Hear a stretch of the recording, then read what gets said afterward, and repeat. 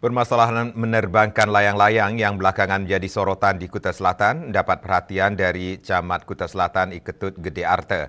Dia tidak memungkiri sejak beberapa hari terakhir memang dilakukan pemantauan dan pengawasan oleh jajaran Pol PP baik provinsi maupun Kabupaten Badung serta instansi terkait lainnya terhadap keberadaan layang-layang di Kuta Selatan.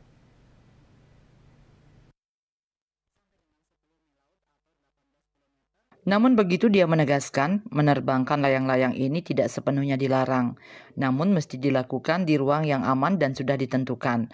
Tujuannya supaya tidak mengganggu penerbangan maupun aliran listrik yang membahayakan masyarakat.